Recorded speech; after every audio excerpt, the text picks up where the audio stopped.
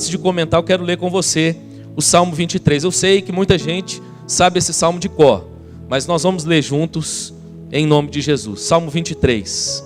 Vamos fazer a leitura? O Senhor é o meu pastor, nada me faltará.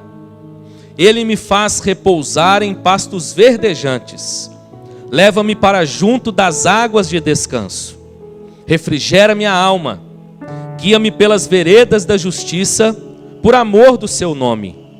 Ainda que eu ande pelo vale da sombra da morte, não temerei mal nenhum, porque tu estás comigo. O teu bordão e o teu cajado me consolam. Preparas-me uma mesa na presença dos meus adversários. Unges minha cabeça com óleo, o meu cálice transborda. Bondade e misericórdia certamente me seguirão todos os dias da minha vida, e habitarei na casa do Senhor para todo o sempre. Amém. Que Deus nos abençoe e aplique a sua palavra no nosso coração nessa noite, em nome de Jesus. Irmãos, esse belo salmo famoso, que trata acerca de um assunto que, por ser um salmo famoso, pode nos levar a pensar que é um assunto exclusivo do Salmo 23. O fato de se referir ao Senhor como pastor. Mas, na verdade, essa é uma imagem comum às Escrituras. Se você der uma olhada, por exemplo, no Salmo 78, verso 52, ele vai dizer o seguinte: fez sair o seu povo como ovelhas, e o guiou pelo deserto como um rebanho. O salmista lá está fazendo menção ao fato de que Deus conduziu o seu povo pelo deserto como um pastor cuida das suas ovelhas. Essa era uma linguagem comum para o povo de Israel. Tem ainda um outro salmo, o Salmo 80, o verso 1 diz assim: dá ouvidos, ó pastor de Israel, tu que conduzes a José como um rebanho, tu que estás entronizado acima dos querubins, mostra o teu esplendor. Então nós temos outras passagens nas Escrituras, aqui são só alguns exemplos, onde essa figura é utilizada, a figura de um pastor. Essa, na verdade, era uma figura comum, como eu já disse, ao povo de Deus no Antigo Testamento. E quando nós olhamos então para esse bloco, irmãos, há algo de, digamos assim, ou para esse capítulo, para esse salmo, há algo de novo. O que há de novo aqui é o fato do salmista, é o fato de Davi, que é o autor do salmo, chamar esse pastor de o meu pastor. Mais do que fazer menção ao pastor de Israel, agora ele o identifica como seu pastor pessoal. Pastor Hernandes, comentando esse texto, uma das coisas que ele diz é que se você pode afirmar que Deus é o seu pastor pessoal, você pode afirmar então que você não vai sentir falta de nada. A ideia do salmo, do primeiro verso, que talvez seja uma espécie de resumo do conteúdo desse salmo, ele está dizendo o seguinte: aquele que tem essa autoridade para dizer, olha, o Senhor é o meu pastor, se eu posso chamá-lo de meu pastor pessoal, eu tenho uma garantia, e essa garantia é de que nada me faltará. É interessante que, como eu venho dizendo aqui há algum tempo, eu tenho me interessado um pouco pela teologia dos salmos, e visto essa questão da organização dos salmos. Os salmos que, além de inspirados, eles foram organizados no cânon de uma maneira didática, com uma mensagem a ser transmitida. Por exemplo, eu já preguei aqui o Salmo 126 e o 128. E nesses dois salmos, quando eu preguei o 128, eu fiz menção que os 126, 127 e 128 são uma trilogia. Eles se completam, há uma mensagem ali que elas foram organizadas, eles foram organizados juntos para transmitir. E da mesma forma, quando nós chegamos no Salmo 23, se você der uma olhada e voltar um pouquinho e ler depois na sua casa o Salmo 22 e também der uma olhada para o Salmo 24 que nós lemos, você vai perceber que eles também comunicam uma mensagem em conjunto. No Salmo 22, Cristo é o bom pastor que dá a vida pelas ovelhas, é um salmo messiânico. Se você der uma olhada nesse salmo, você vai perceber que aqui é feita menção de detalhes do drama, da paixão de Cristo, da sua crucificação. O salmo ele vai colocar aqui Cristo nesse contexto, e já apontando para esse contexto da paixão de Cristo. Há a menção da sede que ele sente, há a menção de ser transpassado, há diversas figuras aqui que nós vamos encontrar então lá se cumprindo na paixão de Cristo, durante os momentos em que o nosso Senhor foi, depois de traído e preso, foi conduzido à cruz do Calvário. Então nesse salmo nós podemos dizer que Cristo é o bom pastor que dá a vida pelas ovelhas. No Salmo 23, ele é o grande pastor que vive pelas suas ovelhas. Ele conduz as suas ovelhas. Ele está com as suas ovelhas mesmo no vale da sombra da morte. E no Salmo 24, que nós lemos no início do culto, nós podemos dizer que ele é o supremo pastor que voltará para galardoar suas ovelhas. Ele é aquele que cumpriu a missão. Ele primeiro veio e se entregou, mas agora ele subiu ao monte do Senhor. Agora se cumpriu aquilo que nós lemos no Salmo 24. Levantai, ó portas, as vossas cabeças, levantai-vos, ó portais eternos, para que entre o Rei da Glória. Esse salmo, que através dessa figura aponta para a ideia de Cristo, com a sua entrada triunfal, vitoriosa, à presença do Pai. A celebração celestial, porque a obra já está consumada. Cristo venceu a morte, Cristo cumpriu a sua missão, e agora ressurreto, ele volta novamente à presença do Pai. E aqui, irmãos, nós então entendemos esse contexto do Salmo 23, inserido nesse meio. Isso toma para nós um drama, uma complexidade, uma beleza maior. Nós percebemos então que esse Salmo 23 se aplica de maneira mais clara a essa realidade da vida na qual nós vivemos hoje. Que tipo de pastor é esse? Quem é esse pastor de que nós precisamos? É interessante que esse salmo, se ele for resumido, um dos autores que esboçaram esse salmo, ele diz que nós podemos dividi-lo em 3 partes. Ele diz que na primeira parte nós temos do verso 1 ao 3, na visão dele, no resumo que ele faz, o segredo de uma vida feliz, todas as necessidades sendo supridas. Do verso 4 e 5, nós temos o segredo de uma morte feliz, todos os temores sendo removidos. E finalmente, no verso 6, nós temos o segredo de uma eternidade feliz, todos os desejos sendo satisfeitos. Olha que bonito, irmãos. De maneira didática, esse esboço nos apresenta essa realidade. Mas algo que me chama a atenção nesse salmo, ainda a título introdutório, é a figura que Deus escolhe, que Deus utiliza, que Deus inspira os autores sagrados para utilizar, para se referir ao seu povo e a si mesmo, a figura de um pastor. É interessante porque quando nós olhamos para essa dinâmica da relação pastor-ovelha, nós vamos perceber alguns detalhes muito específicos desse animal. Costumo dizer que, diferente da grande maioria dos animais, as ovelhas não são animais que possuem grandes habilidades de caça, e muito menos grandes habilidades de defesa. Em geral, quando nós contemplamos o reino animal, nós vamos encontrar essa característica: animais que têm todo um preparo para serem predadores, para caçarem, e outros que possuem alguma habilidade para se esconder, para fugir. Mas a ovelha não. Quando nós olhamos para as ovelhas, nós vamos perceber que elas são animais frágeis, são animais indefesos, de pouca velocidade, de difícil locomoção, principalmente quando estão com a sua lã bem cheinha.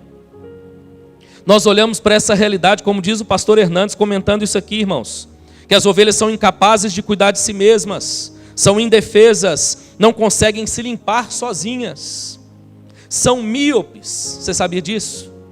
Que a ovelha é míope, teimosa, sem senso de direção, e que muitas vezes se coloca em risco. Uma ovelha, quando ela está carregada de lã, por exemplo, se ela pular em um riacho, em um lago, há uma grande possibilidade dela se afogar. Você sabia disso? E a Bíblia então, Deus então, escolhe essa figura para se referir à nossa condição. Somos frágeis, somos dependentes.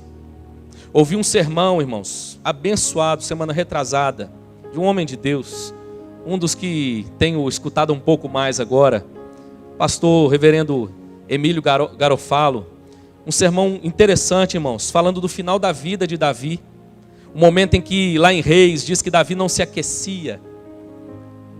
Não sei se você lembra dessa passagem. E ele disse uma frase que tocou muito no meu coração ouvindo aquele sermão. A frase foi a seguinte: até os mais fortes entre nós são frágeis, são fracos. O valente Davi, que vence Golias, termina a sua vida num leito sem conseguir se aquecer.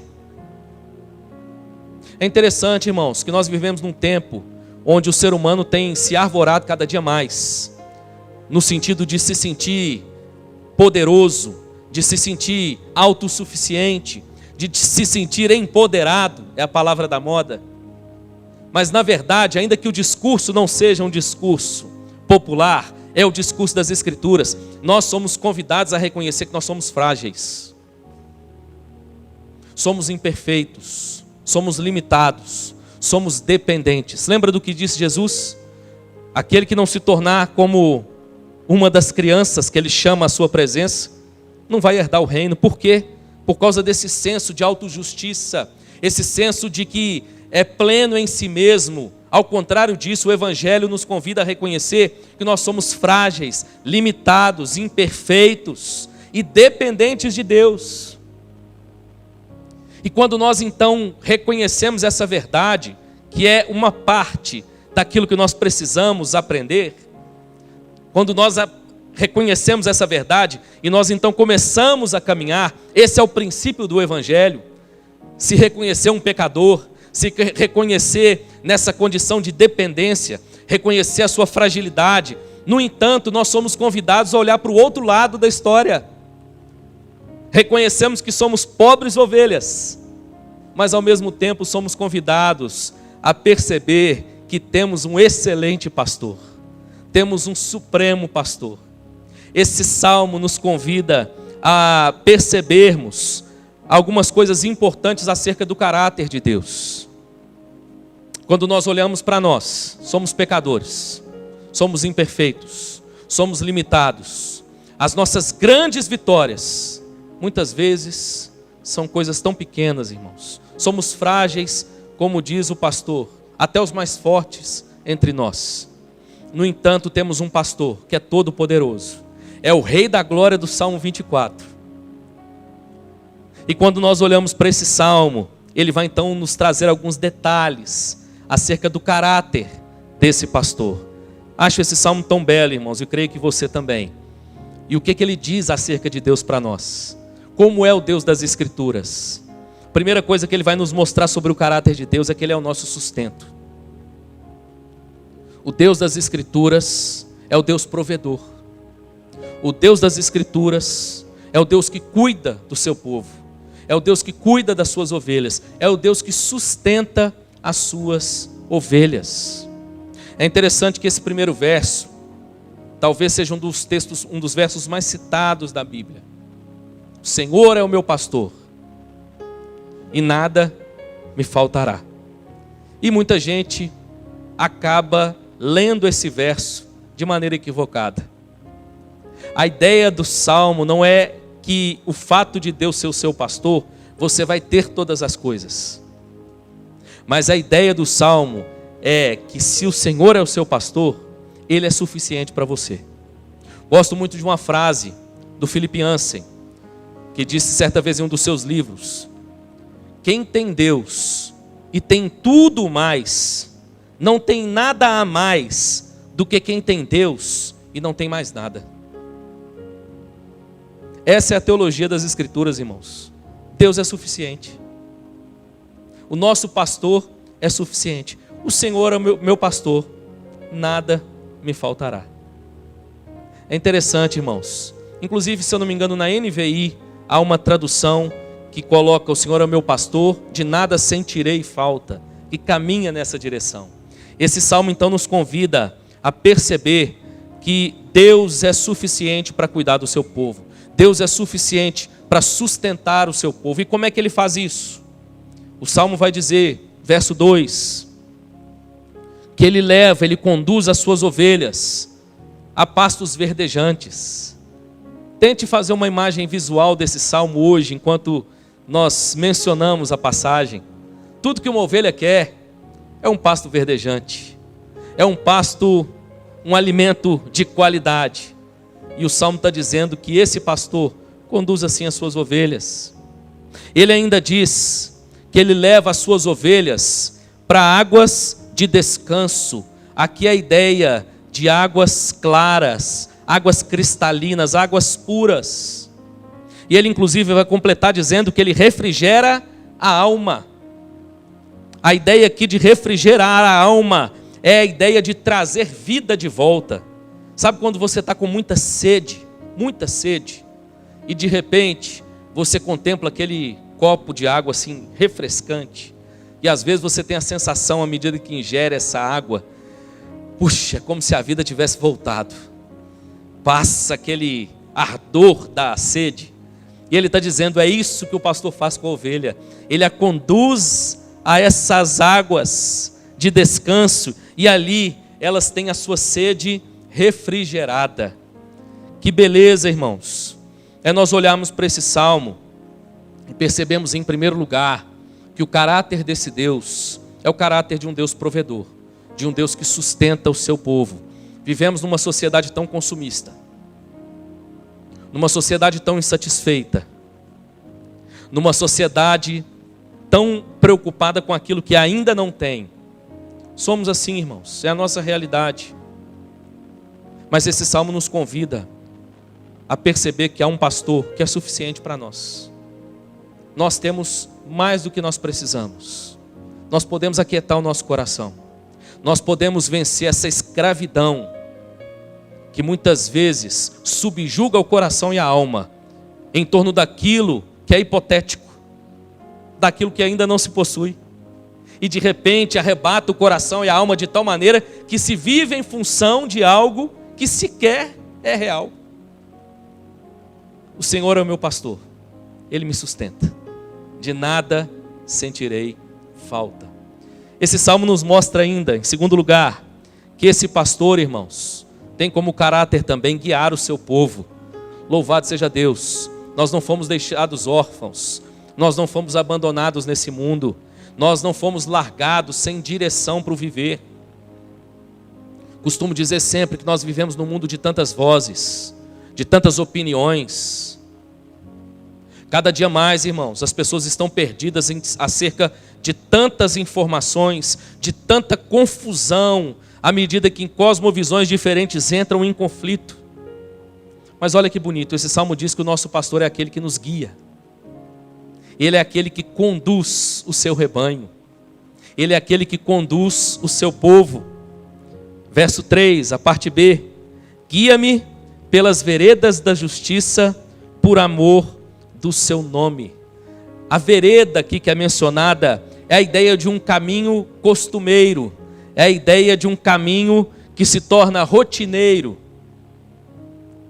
E qual é esse caminho rotineiro da ovelha e do pastor? Que vereda é essa? Ele diz que é a vereda de retidão, a vereda de justiça.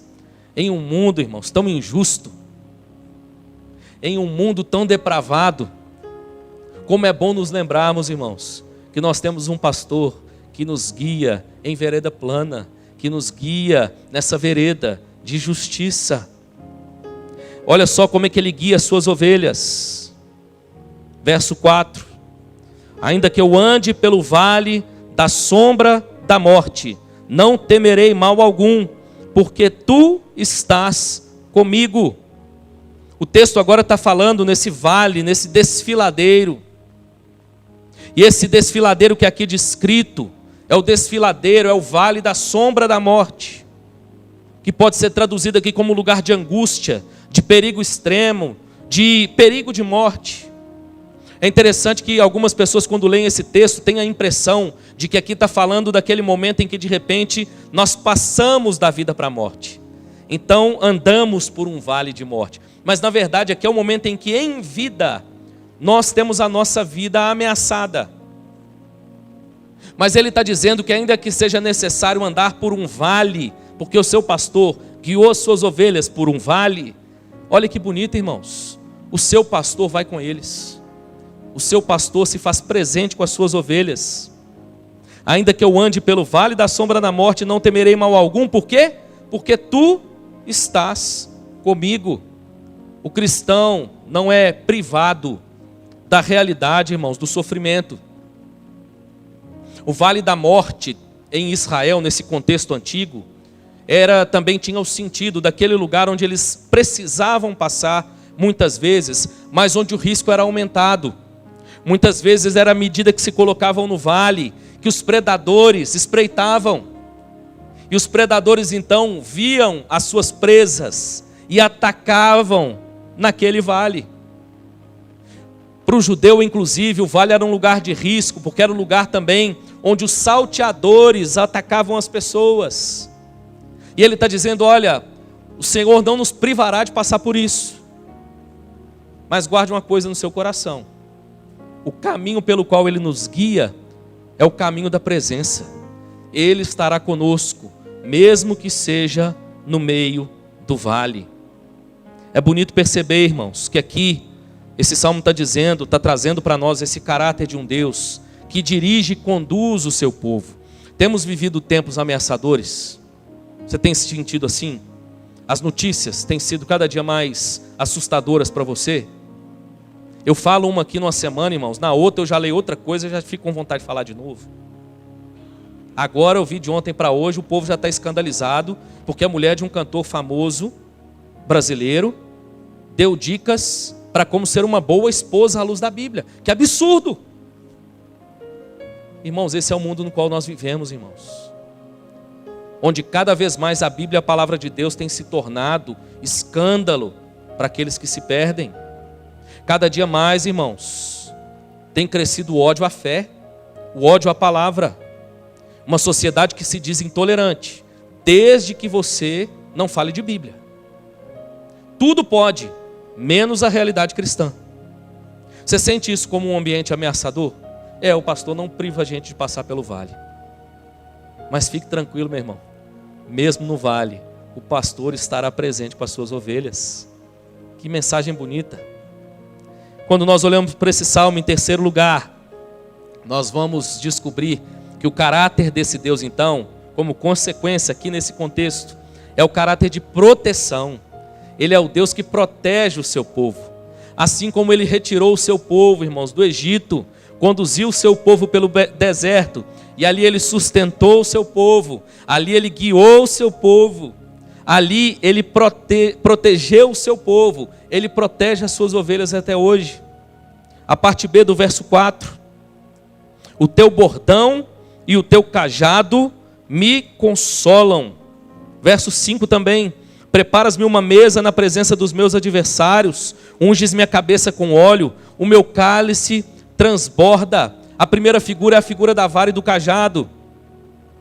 É interessante que aqui nós temos duas palavras trazendo a ideia com sentidos que se completam. A vara e o cajado. A vara, ela simbolizava a proteção do pastor em relação às ovelhas. Era a vara que o pastor usava para afugentar as presas. Quando o lobo vinha atacar a ovelha, ele pegava a vara então e espantava o lobo.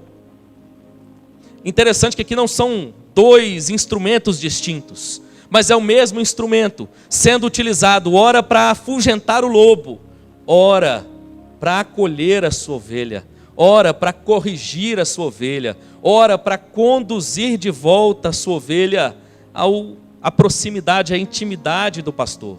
A sua vara e o seu cajado. Quando nós olhamos para o texto, irmãos, nós vamos perceber que ele fala sobre inimigos.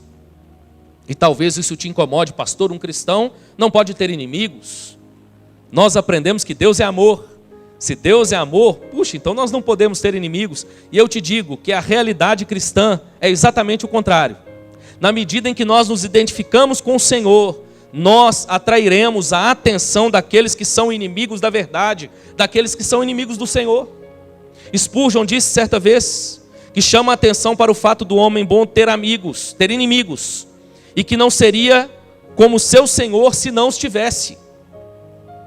Spurgeon está dizendo que aquele que ama a virtude, aquele que obedece à verdade, aquele que anda na verdade, aquele que anda com o pastor, se identifica com o pastor de tal forma que assim como ele foi maltratado, assim como ele foi ferido, sendo santo, é natural que surjam inimigos de fato.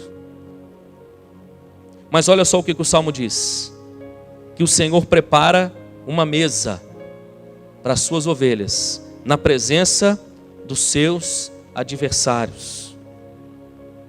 Unge as suas ovelhas, a sua cabeça com óleo, e o seu cálice transborda. Pastor Hernandes, irmãos, desculpa, viu? Não vou citar ele mais hoje. Diz, comentando essa passagem, algo muito interessante também. Ele diz o seguinte: a vida cristã não é uma jornada fácil. Cruzamos desertos tórridos e vales profundos. Atravessamos mares revoltos e enfrentamos ventos contrários. Essa é a realidade da vida cristã.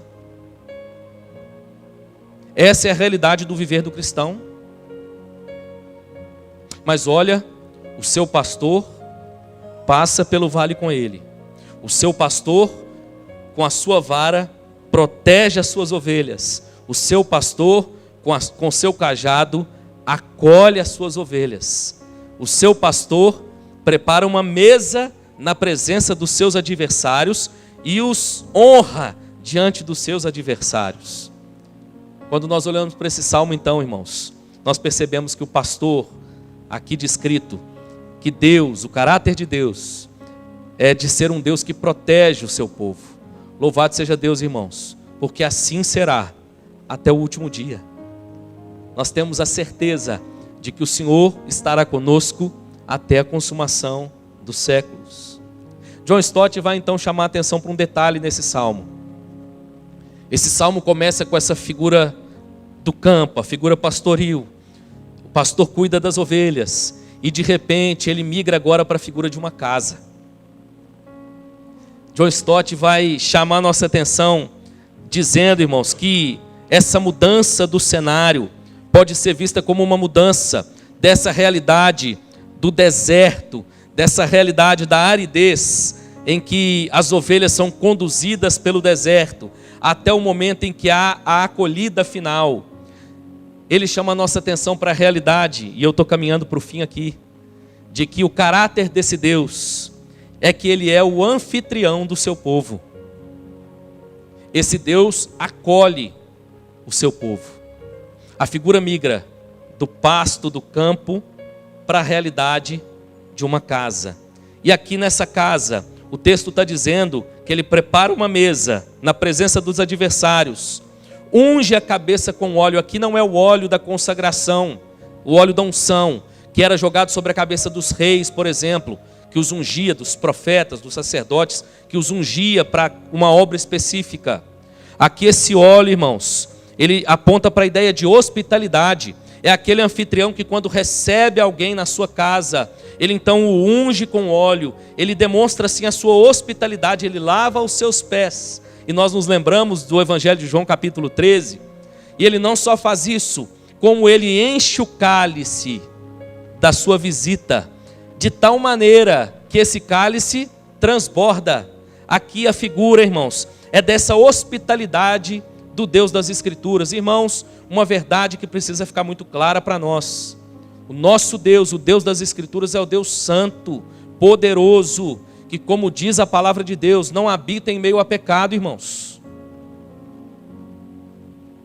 Mas, no entanto, o que é escândalo, foi escândalo para os judeus, é a verdade do Evangelho. Ele acolhe as suas ovelhas, ele recebe as suas ovelhas e as honra na presença dos seus adversários. Esse anfitrião então prepara tudo, prepara toda a festa para os seus convidados.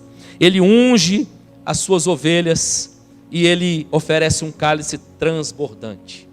Essa bela figura, irmãos, é traduzida aqui, e o salmo caminha para o final, no verso 6, dizendo que a bondade e a misericórdia certamente seguirão as ovelhas todos os dias da sua vida.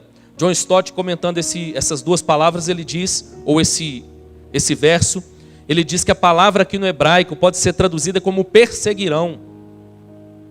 A ideia é que bondade e misericórdia perseguem o povo de Deus, não há como fugir da bondade e da misericórdia. Bondade aqui, irmãos, que pode ser traduzido como um sinônimo de graça. Nós temos aqui a graça e a misericórdia. A misericórdia é Deus não nos dar o que nós merecemos. Nós merecemos a punição, nós merecemos o castigo, nós merecemos o justo juízo. Mas a misericórdia de Deus nos poupa daquilo que nós merecíamos. Mas Deus não só não nos dá o que nós merecemos, como Ele nos dá aquilo que nós não merecemos. A graça é esse favor de Deus. Nós não merecemos, mas Deus oferece graciosamente.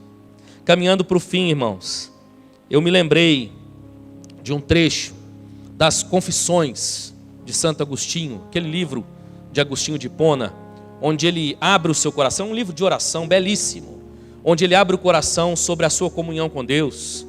E eu me lembrei de um trecho, irmãos, esse trecho que para mim, ele faz muito sentido, caminhando para o fim dessa mensagem, antes de uma reflexão final. Presta atenção no parágrafo das Confissões. Agostinho disse certa vez o seguinte: tarde te amei, ó beleza tão antiga e tão nova. Tarde demais eu te amei.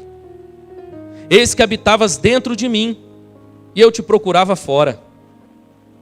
Eu disforme, lançava-me sobre as belas formas das tuas criaturas. Estavas comigo, mas eu não estava contigo. Retinham-me longe de ti as tuas criaturas, que não existiriam se em ti não existissem. Tu me chamaste, e teu grito rompeu a minha surdez. Fulguraste e brilhaste, e tua luz afugentou a minha cegueira. Espargiste tua fragrância, e respirando-a, suspirei por ti. Eu te saboreei, e agora tenho fome e sede de ti. Tu me tocaste, e agora ardo no desejo de tua paz. Irmãos, acho isso muito bonito. Agostinho abrindo o coração e dizendo sobre a maneira como ele viveu levianamente, buscando satisfação em tantas outras coisas, até que ele encontrou o Supremo Pastor.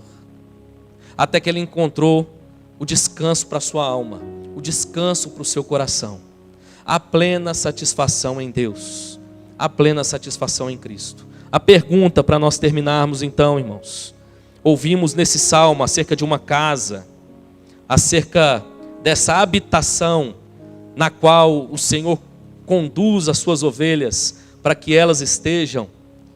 A pergunta que eu já me fiz no passado sobre esse salmo é a seguinte: esse pastor por acaso tem nome? Há um nome para esse pastor? Quem é esse pastor do Salmo 23? Você já ouviu no início da mensagem o spoiler. No Salmo 22 é aquele que esteve entre nós, sofreu no nosso lugar, morreu a nossa morte. No Salmo 23, ele é o nosso pastor pessoal. No Salmo 24, ele é aquele que foi aceito diante do Pai, há júbilo pela sua vitória, e é aquele que voltará para buscar a sua igreja. Eu não tenho como ler esse salmo e não me lembrar do Evangelho de João, capítulo 10, onde o próprio Cristo se apropria dessa verdade. Essa linguagem era tão comum a Israel. Deus é o nosso pastor, que nos conduz como ovelhas.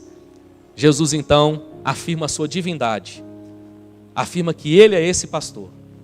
João 10:11 ele diz assim: eu sou o bom pastor. O bom pastor dá a vida pelas ovelhas.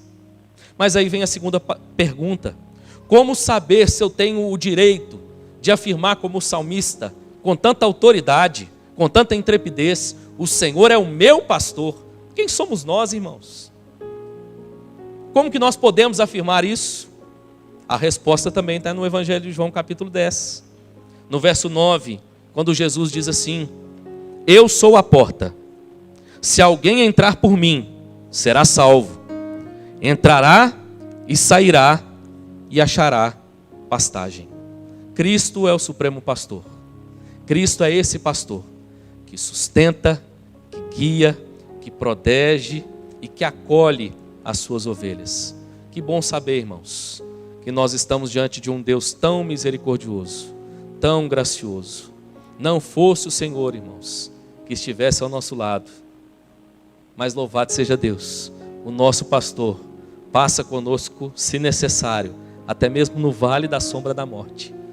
Louvado seja Deus, porque pela graça de Deus, nessa noite, nós podemos reconhecê-lo como nosso pastor pessoal. Uma abordagem pastoral, um salmo maravilhoso, onde nós nos lembramos que nós não estamos, irmãos, como ovelhas abandonadas nesse mundo. Ainda que o lugar seja sombrio e ameaçador, há um pastor que cuida de nós. Há um pastor presente conosco em todo o tempo. Louvado seja Deus, porque esse pastor nos acolhe, esse pastor nos aceita. Louvado seja Deus.